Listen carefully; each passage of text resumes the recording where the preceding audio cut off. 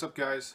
I had a few minutes before I had to go to bed for work tomorrow, so I figured I'd make a quick video on one of the top stories today. And no, I'm not talking about that random woman who was putting her feet on this White House sofa. Like, I have more important things to talk about. There are bigger pressing issues than, I think it was Trump's campaign manager, Kellyanne Conway. Yeah, I'm not talking about that. Why? Because that's so stupid. That's not important. There's not the pressing issues of our times.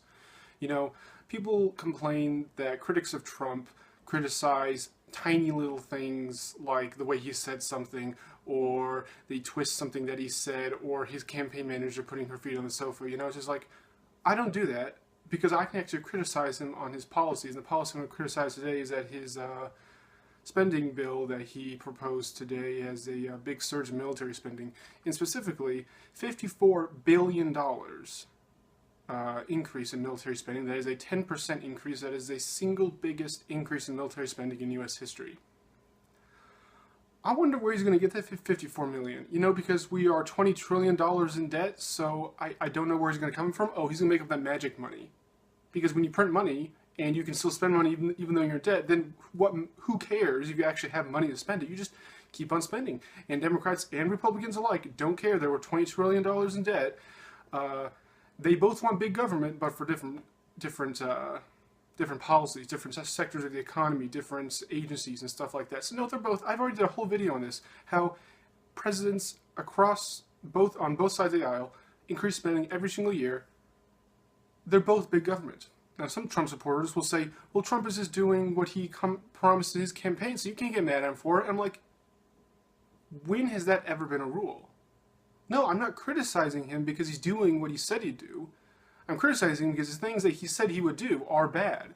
We do not need to increase military spending. In fact, we need to slash military spending. We spend more on our military than the next 9 countries combined. That is how fucking much we spend money on our military. We don't need to. We don't need to be in 100 wars. We don't need to fund these hundreds and hundreds of military bases across the globe.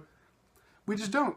We don't. We are not exceptional. We are not special. People say, well, America has to do that because we're exceptional. We're the best. We're the world leader. We have to do that. It's for the children. If you don't support us, then you support Islamic terrorism. You support America being weak. You're a Muslim sympathizer. I mean, this is the shit I get when I say we should cut military spending and close the bases and bring the troops home and save billions upon billions of dollars and save thousands of troops' lives and stuff like that. You know, it's just, oh my God. That's all political arguing is nowadays. It's just throwing around buzzwords and catchphrases and the standard insults that both sides throw at each other, like libtard, Republican tard, Trumpist, you know, socialist, Nazi, just throwing words at each other and not actually discussing the policies. So, I already explained why it's a bad idea. Because we don't have the money. We need to cut spending. Military defense spending, I think, currently consists of 20% of the federal budget. So, I'm criticizing Trump on his policies. I'm not attacking his character. I'm not attacking the character of his family or his staff. I'm criticizing a policy.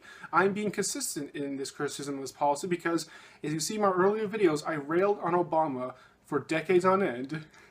Not really. Doesn't make sense. You know what I mean.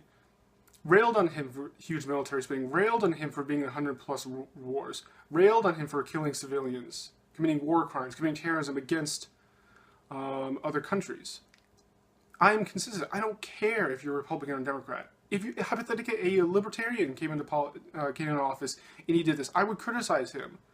This is valid criticism of Trump because I am consistent. I'm not like the Democrats who, when Obama spent a lot of money in the military and killed a bunch of people and went to a lot of wars, they didn't say anything. But as soon as Trump does the exact same thing, just umps the ante a bit on spending, then suddenly they're anti-war. You know, the joke is, oh, here's the anti-war left for the first time in 8 years, you know, because they've been silent for the last 8 years. And it's like, oh, bye, small government spending, right-wingers, you know, we're not going to see you in 4 years, 8, maybe, I don't know.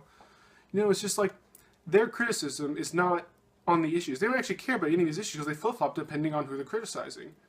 Me, I'm consistent. I criticize big military spending and getting into wars all the time, no matter who fucking does it. We do not need to be in 100+ wars to guarantee our safety or to guarantee our high standard of living. There are plenty of countries around the world, like Taiwan and Finland, and let's see who else. Let me just look at my globe. High standard of living, blah, blah, blah, blah. Switzerland. Yes, 3 countries right there. 3 countries right there who have a high standard of living, who can protect its citizens, and they don't need to fucking do this. No, it's an excuse to maintain a global empire. They say America has to do this because we're so exceptional. We are so fucking goddamn special that it's okay for us to do what no other country does and have hundreds of military bases spanning the globe, can throw special ops force anywhere in the world in 24 hours, just spend billions upon trillions of dollars in military spending over the decades, getting in 100+ wars. I already did a video on it. We are at war with more than half the world's nations. That is just mind-boggling, and people support that by saying, well, we're America. We're the best. We're exceptional. American exceptionalism. It's okay for us to do that because we're so fucking special. We're so fucking goddamn smart. Someone's better than everyone else. No, we're not. We're not. We're not better than anyone else. We just happen to have the strongest military, and before the financial crisis, we used to have the strongest economy. Still the strongest economy, even though it shrank. We just happen to be the best in these certain areas at this specific point in history. I know people really don't care about history. Most people don't know much about history, so they don't know that America's not always been the best. I know, mind-boggling, right? You know, that's like Greece saying, well, we're so fucking special. You know, look at our huge empire, look at all these armies we destroyed, look at all this wealth we've accumulated, so we're the fucking best. Now look at them. They're fucking shit. They've been a shit since 2008 because of the financial crisis. You know, I think 1/4 of the population is unemployed. I mean, just so, no one is the best. It's just that we happen to be the best in these certain categories for most of the 20th century. And then 100 years from now, who knows? China might overtake us. Brazil might overtake us. India might overtake us. We don't fucking know. I can't tell the future. So no, we're not exceptional. That's like the Arabs in the, let's say, 1100s, when they had this vast global empire spanning from Spain to, I'm looking at my globe, like Pakistan, you know, just that huge global empire. And like, yeah, we're the best. Those stupid Europeans who are still living in small little castles and feudal systems way up north, they don't have a huge global empire. Our standard of living is better than us. The white man, they're stupid, and we're better. And now look at them.